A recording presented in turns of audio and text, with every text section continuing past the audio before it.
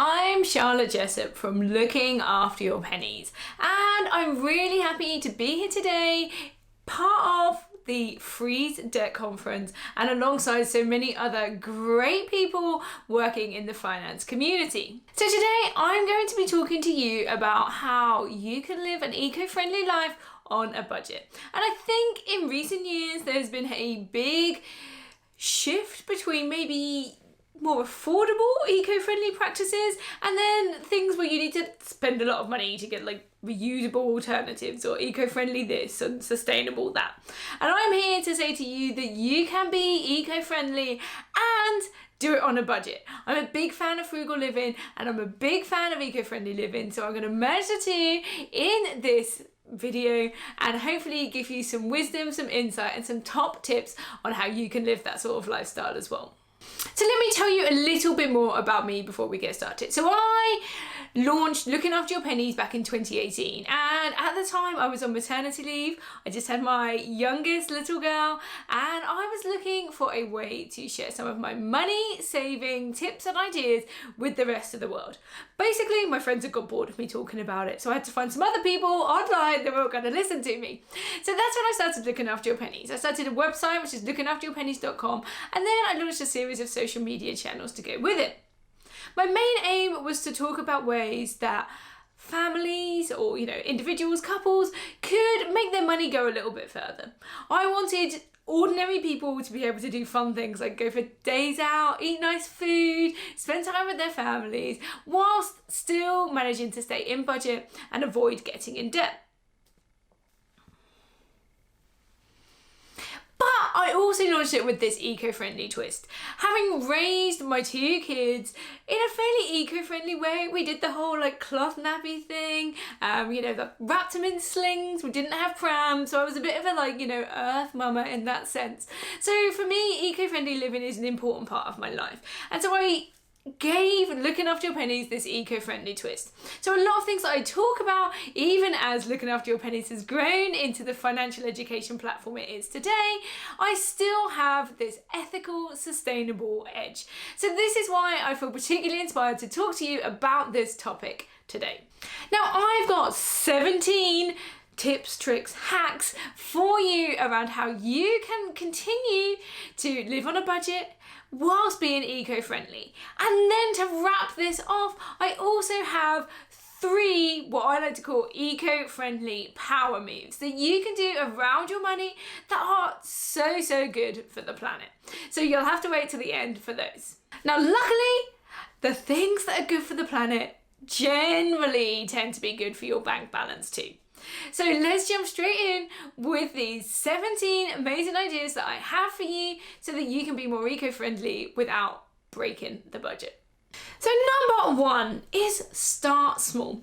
I see a lot of people when they get into the world of eco-friendly living and they jump straight into the big stuff. They may be thinking, oh, I need to switch to an electric car. Well, that's a huge expense, so let's not do that. Let's make some simple and easy tweaks to our habit to start off with. So for example, your chances are you have a series of bins outside your house. You might have a general waste bin, a recycling bin, you might have a garden waste bin if you're paying for that as well, and then you've probably got some sort of food waste bin. What would be a good starting place is just making sure that you're recycling as much as you can. So you can look at things like the packaging that your food comes in and make sure that that goes in the right bin. Even if maybe you've been a bit lazy in the past and you've just gone, oh, this is too dirty, don't want to wash that up for the recycling. This is a small habit that you can change. So get into these small tweaks and changes. It could be something such as just walking to the corner shop rather than taking the car, okay? These are just little changes and we can all make these small changes and then that compounds into much bigger habits later on. So don't put a huge amount of pressure on yourself at this stage to go right to being this super eco warrior. We're looking for these small changes and each of these small changes can make a big difference over time. So number 2 is to make these switches. Make switches to eco-friendly alternatives when the other stuff wears out. So what I quite often see is people going, you know what, I'm going to switch to, I'm going to use reusable sandwich bags for my kids' packed lunches. And then what they do is they take all of the sandwich bags that they have already, maybe the plastic ones, and they chuck those in the bin. So essentially what we have here is a situation where people have taken something that is, it's a disposable item, it's not reusable, but they have gone and just immediately put it into landfill without it even being used. Now, this is far more wasteful than looking at the things that you have and thinking, once that's used, then what I'll do is I will replace this with something that is more eco-friendly. So maybe you can make a list. Maybe you can think of things. Sandwich bags are a good one. There could be some others around, like cupcake cases, also a good one. So when you used up all of yours, maybe you could switch to a reusable alternative. Things like food wraps, so rather than using cling film, could you get like a wax wrap instead? But don't throw these things away now. Use up what you have. It already exists in the world, and so you might as well use it. If you don't feel comfortable using it, gift it on to somebody else. Maybe you have a neighbour, a friend, or a family member that still wants to use those things, or maybe they have good reason to use those things, and they can use these products up so that you're not straight away throwing them in the bin. So number 3 is create green habits as a family. Now this is it's one of the real challenging blocks, and I think a lot of people, and I found this myself, feel that when they get on an eco-friendly trip and they want to do all these good things that are good for the planet, good for the community, that they're on this kind of personal mission. And then it can feel like a struggle, and it can feel tough if your partner isn't on board, or your children aren't on board, or other members of your household aren't on board. So what can be really powerful is to almost like call a bit of a meeting, maybe when you're sitting down having dinner, say, this is what I want to do. What things can we do together? And if you've got kids, this is a great time to get them involved. Get them involved in the discussion as a family. They might have some great suggestions. They could do things like, I'll switch off the TV every night before I go to bed. That can be my job. It's a great idea. What about if, your partner says, I'll take responsibility for the recycling. If you can get other people on board, it will be far more powerful than just you doing it on your own. Plus, it can be hugely demotivated if you're the one that's got to wash up all the recycling, you've got to switch off all the electronics before you go to bed. Whereas if you've got a little team that's helping you with it, that is far more powerful and far more likely to succeed. So have a think about how you and your family could work together to create some green habits, and you will see the effects just accelerate as a result of this. So number 4 is to build systems that make these things easy. Now, I remember when I kind of started on my journey to eco-friendly living that I found some things really, really hard. So an example of this is recycling. So we've got like 4 different bins. We've got like the general waste, the food waste, the garden waste, and the recycling. Now, I needed to separate all of these things in my kitchen. And what we found is that we'd have like a recycling would just go on the windowsill until somebody went past the recycling bin. And it would just pile up there, and it was horrible, and I hated it. And this is what would happen, is that it would then just go in the general waste bin because we didn't want to see it piling up. So it was at that point that I turned around and said, you know what, we need a better system. So we got some more bins, we made them so that they suited our kitchen, suited the layout of our house, and then it was super, super easy for us to recycle. We just had to empty that bin once a week, and we did it at the same time as we were emptying the other bins too. So it made the system super, super streamlined. You can do the same around some of your other habits. If you're trying to walk more, then maybe, leave the car key upstairs so that you think, you know what, I've either got to go get the car key upstairs, or I can just walk, and by the time I've done that, I'll be there. So, you can put some things in place that make it easier to be successful in these habits. There are loads of other things that you can do. There are lots of great resources about this online, but just think about ways you can make it easier to do the things you want to do and harder to do the things you don't want to do. And that's basically the foundations of building good habits. So number 5, it's time to get a little bit more practical around some of these ideas. So this one is to use a water bottle. Now, a lot of us have water bottles, when we're exercising, but it's a good idea just to have these anyway, particularly if you're out and about. And now that the world is opening up and we're heading back out for days out and beach trips, having water bottles is not only good for your health and your hydration, but it's also good for the environment and your bank balance. So What do I mean by this? Well, what I mean is make sure that you have a water bottle, your partner, your kids, make sure everybody has their own. And that means that you're going to prevent some waste. Now, the amount of times that I used to go out and then I'd be like, oh, I'm thirsty. You know what? I'll get a bottle of Coke. Not even, water necessarily. But if I have water, I don't feel that thirst because I'm drinking regularly as I go. So the temptation to get another drink isn't there quite so much. And also you prevent that whole load of plastic from going into the environment and polluting the planet. And if you make sure that everyone has responsibility for their own water, so everybody has their own bottle, even your kids as well. Like my youngest is 3, she has her own water bottle. She takes that with us when we go out. She's got everything she needs, and that means she doesn't need to ask for more drinks when we're out and about. Water bottles are super cheap. You can get them for like £1 or £2 in most supermarkets. Most kids need them for school anyways. You can get yourself one as well. You can get them as fancy as you like, whatever you need to ensure that you stay hydrated, you stop all that plastic pollution, and you're not costing yourself a fortune just because you get thirsty when you're out and about.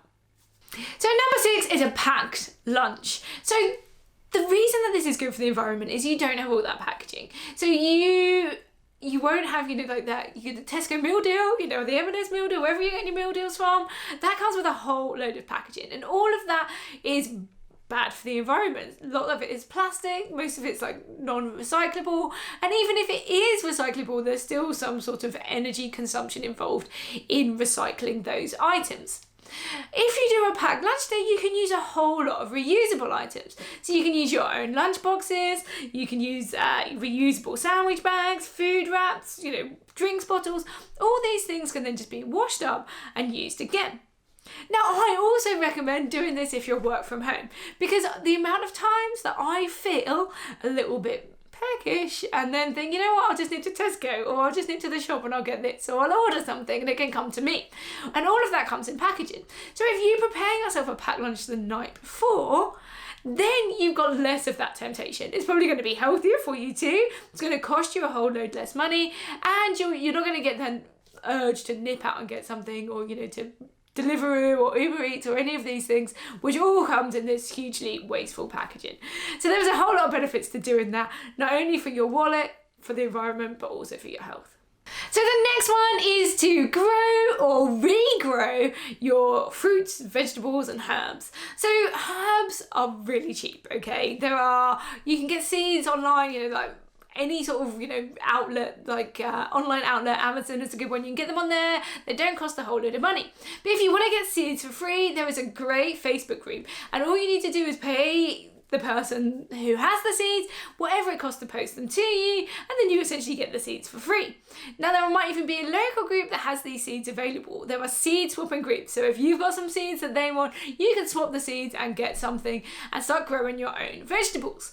Now, herbs are a great one. You can grow these on windowsills, and actually most herbs prefer a slightly warmer temperature, so they work better indoors. You can also regrow some things. Spring onions are great. If you've chopped up your spring onion, you've got a little bit left, pop that in some water and you will see your spring onions regrow. Essentially, that's a whole new spring onion, and you will start seeing it grow like the same day. It's really quite amazing. But you can do this with all sorts of other vegetables as well. So if you take a look online at regrowing different fruits and vegetables, you will be able to start regrowing your food from the food you've already eaten. It's quite amazing. And have a little look around in your fridge. Could you use those pepper seeds from those red, green, yellow peppers to grow yourself a pepper tree and have your own peppers? What about with tomatoes? Can you do that too? So there are lots of things that you probably already have in your house, if not within your local community, that would allow you to grow some of the ingredients that you need for your food. So number 8 is to fix broken appliances. Okay, so this doesn't happen very often, but when it does, I'm sure everyone's been in a situation where, like the washing machine's gone kaput, or, like the dishwasher's broken, something like this. This seems to happen to me a lot. I don't know why. But the temptation can be to just scrap that, you get a new one, you can get it delivered the next day. But actually some of these things can be really quick fixes, and YouTube is great. Now I'm not saying here recommend you go messing about with electronics, but there are some things that you could probably do yourself fairly easily. So for example, we had a problem with our dishwasher. It was making the noise that dishwashers make, but nothing was happening. And so we just did a quick sort of like Google search to find out what was wrong. Now we pulled our dishwasher out and it turned out that a bit of hose had disconnected. So literally on the bottom there were 2 bits of hose that weren't joined up. We literally went boom, tightened up the little screw thing on it, and the dishwasher worked again. Now I wonder if we hadn't have done that, would we have just bought a new dishwasher? Or if somebody else is in that situation, would they have just scrapped it and got a brand new one? And actually YouTube has so many videos that are super helpful on these different things. So if you can, and if you're feeling up to it, why not just do a quick Google search, see what the problem might be, and then use YouTube to help guide you through the repair process. We have repaired all sorts of products in our house, like fridge freezers, dishwashers, our cooker, we've replaced the element on that a couple of times. And it is so much cheaper than buying new ones, and cheaper than getting somebody else to do it for you. Like I say, don't mess around if you're not confident or if it's too much to do with electronics. But if you think it could be a quick fix, you've watched the videos, you think you can do it, why not give it a try? Number 9 is to buy things second hand. So you might be doing this already, you might be doing this with things like clothes, you might be a big fan of Facebook Marketplace and eBay, and this is all great. But I want to challenge you to think a bit more outside the box when it comes to looking at second hand stuff. What about things like furniture? What about things like kids' toys? Books, these sorts of things. What stuff can you buy second hand for your home? Like I say, charity shops have a whole load of stuff. You want glassware, there's glassware. You want vases, you want curtains and cushions, all of these things are available out there. So why not get creative around the things that you need? This can also be true for things like your electronics. If you need a new laptop, could you get one of those secondhand or a repurposed one? All of this helps the environment in that you are not sending these things out into landfill, you're using them, you're stopping somebody else from throwing them away, and also you're not encouraging the production of new things, and those new things are eventually going to go into landfill. So the longer we can keep the stuff that we already have in circulation and being used in our communities, the better. So number 10 is to dry your clothes outside. This is super simple. You might have a tumble dryer, and that's great. I like my tumble dryer, but when the weather is nice, and even when it isn't, as long as it's not raining, you can still dry your clothes outside. So for example, today is a pretty cloudy day, but it's still nice and warm. It's a great day for getting the clothes out. It's a bit windy. They'll dry out super quick. Even if you don't necessarily have the space for a washing line, a full washing line or a rotary line, could you get a clothes horse and just stand that outside? If you've got a balcony, could you put them on there? I do recommend tethering them down, because I have definitely lost a t-shirt or two off a balcony on holiday when I was trying to dry my clothes like that. But if you have the space, try and dry things outside as much as you can, and you will save a whole load of energy and therefore money by doing that. So number 11 is to upcycle old furniture. So how many times have you looked at a bit of furniture and thought, yeah, I'm not sure I want that anymore, okay? Or, I want to replace this. I would urge you to have a little think about a different way that you could use that. Is there another room you could use it in? Is there a way that you could, paint it or wallpaper it or do something fancy with it to make it more like the sort of thing that you still want to keep in your home? So a good example of this is like IKEA hacks. There are loads of these online, loads of YouTube videos, TikTok's got some too. So go and check those out. You will be amazed at the things that you can do with your old furniture and what you can maybe turn something that you've fallen out of love with into something that you love again. Number 12 is a toy swap. So if you've got kids, then this is a great one for you. So I started having conversations with, other mums who've got kids my age and going I'm so sick of all our toys, we just play the same ones over and over again. And kids do this. They like to get the same stuff out over and over again. And as a parent, you can feel quite bored, particularly when you're little, you're on the floor, you're playing with them all the time with these toys.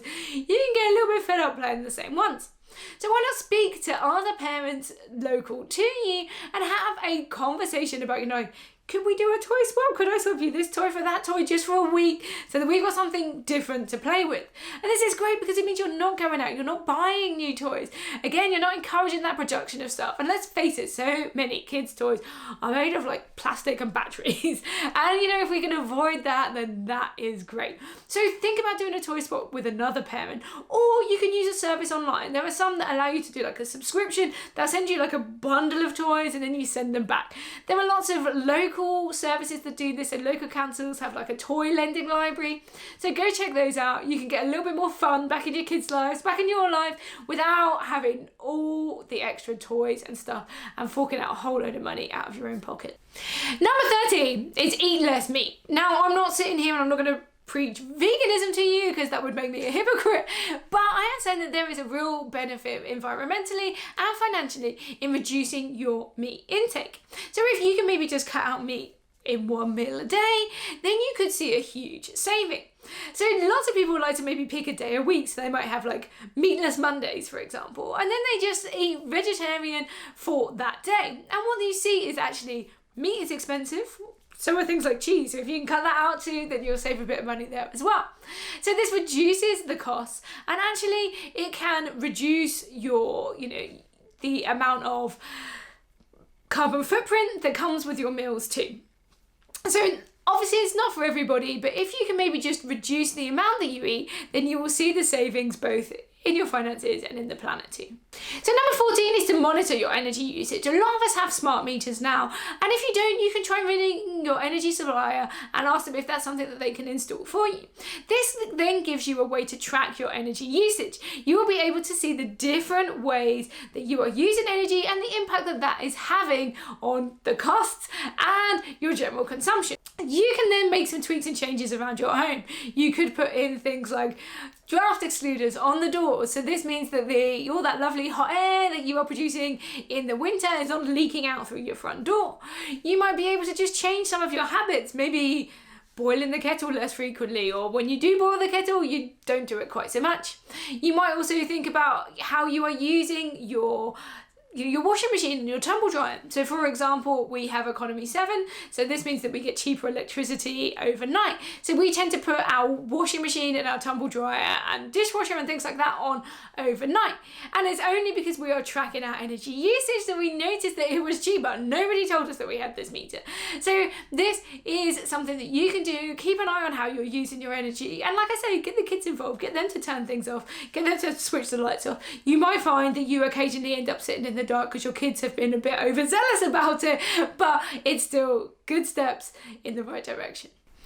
So number 15 is super simple one, and I'm not going to need to go on about this too much, but this is to switch to online billing. So if you're still getting like bills come through the post, why not just switch to online billing? Loads of different places, if it's your electricity provider or your bank, most of these have apps, so you don't even need the the statements and stuff to come through your door. You can switch to online billing, you can access them all on your phone, and it saves all that paper like being printed. It saves them like the postman driving to your door to deliver them. So there's a whole load of savings to be made there. And some companies will actually give you some sort of discount. So if it's your electricity provider or your energy provider, they may actually give you a discount if you switch to online billing. So number 16 is to plan your meals. And the purpose of planning your meals is to 1, save you money, and to 2, reduce your food waste. So I used to shop and I used to just buy whatever I wanted, whatever I fancied. I didn't think about how many meals I was trying to buy for, or how much I was going to eat, or whether I actually had enough or whether I had too much. And then I'd get to like the end of the week or the end of the 10 days and be like, oh, this is our day, oh, that's our day. And all of that would get thrown. And so that's just money that was going in the bin. That's also terrible for the planet. So when you start planning your meals, think about, what do you want for breakfast? What do you want for lunch? What do you want for dinner? And you don't necessarily need to plan this, go Monday it's this, Tuesday it's that. But think, right, I need 7 breakfasts, 7 lunches, 7 dinners. Make sure you've got all the right ingredients. Look what's already in your cupboards. And, plan it out based on, the expiry dates and things like this. So you're making sure that that food is getting eaten. When you start planning your meals, you will see your costs go down massively, but you'll also see that you are throwing less food away too. Number 17, The last one before I get on to these big power moves is to repair your old clothes. Now I love this one. The amount of times I find like, I've got a little hole in a top, or, there's something, like a button's falling off my trousers, something like that. And then I think, oh, do I throw these away? Actually, some simple sewing skills. And like I said, there's always YouTube videos about this. There's a YouTube video out there for everything. If you can fix that yourself, that will be like huge. You will not need to go out and buy those new clothes. A lot of the clothes that I have normally get general bits of wear and tear, but they can usually be patched up. You can even do an elaborate patch up where you would put a physical patch, do some fancy embroidery, something like that to like fill in these holes, and it will look so much better. You will get some more wear out of those clothes. You won't need to throw them away. You won't need to buy new ones, and there won't be new stuff in the landfill. Now, if you do find that your clothes wear out, I like to cut my clothes up and use them for rags. They're great for cleaning things like the car, windows. They're also great if you don't like using kitchen roll. So we don't use kitchen roll too much in our house. Instead, we use like old rags if we're trying to like mop up, oil out of a pan, something like that. So it just gives them a little last bit of extra life before they get sent off to landfill. Right then, I hope I've given you some really practical tips there, but I want to end with these 3 massive power moves. And actually, we can make all these changes, but where we see the big change is when it comes from a bit higher up, when it comes from corporations. So it's the people that are, creating the products, they're putting these services out there. These have the real power to make big change in our society. So what can you do then? What can you do to encourage some of that change? Well, I've got 3 things. They won't cost you anything, okay? They might not all be available to you now, but they're things to think about, and these are huge. These can be really impactful. So this is the first one. See what your pension is invested in. Is your pension investing in things like fossil fuels, firearms? Are these companies, treating their workers poorly? Now, you should be able, if you've got like a work pension, you might be able to look to see if there's something else that you can invest your pension in. And normally there are like socially responsible options, or what we call ESG, which is environmental, social and governance options. And you can maybe move your pension over there. Now, I'm not saying that you do this without seeking advice. This is not financial advice, but it could be something that you want to look into, or you maybe want to discuss with a financial advisor. They can be hugely, hugely powerful. So think about that. The second thing to think about is maybe switching your bank. So banks take the money that you have in your savings accounts, they sort of borrow it from you in the short term. They also take any interest that you pay on things like debts, and they invest that money. They try and grow that money a bit more. Now, they could be investing this money into things that are really damaging the planet. So again, fossil fuel companies, they are using essentially your money to destroy the planet that you're living on. So all of your eco efforts could be doing one thing, and then your bank is just counteracting all of that good work. But there are some green banks out there, and some are, more environmentally friendly and ethical than others. So maybe do your research and see if you can find a bank that's more green than yours. Now, obviously, this might not be possible if you've got things like overdrafts and stuff like that going on, but it's definitely something that is worth looking into. My third and final power move is to think about where you shop. Obviously, some shops are doing better things than others. Fast fashion is a good example of this. There are lots of different shops out there that have, cheap clothing, but it's not necessarily the best thing for the planet. So if your budget does allow, think about shopping in another shop that is more environmentally friendly. You have a real power with your money. Where you spend your money, where you put your money, where you save your money, where you invest it, all can have a really big impact. And you want to know that all of those efforts, all of that recycling that you're doing, taking your water bottle out, drying your clothes outside, isn't all in vain, because meanwhile your savings account is invested in something that's not doing good. Or every time you go out and shop, or you go to a restaurant, they're treating their employees badly and they're investing in fossil fuels. Okay, so these are the real power moves. I'm going to wrap it up there. It has been a real pleasure to be invited to come along and speak at this event. There are so many other great speakers lined up, and I really hope that you've had a great time watching this video. Please do come and find me. I'm looking after your pennies pretty much everywhere. Instagram, TikTok, YouTube. I don't know. I think I'm going to be on Snapchat soon as well, so you can come find me over there. I would love to hear from you. Enjoy this video, Enjoy the rest of the event, and I'll see you soon. Bye.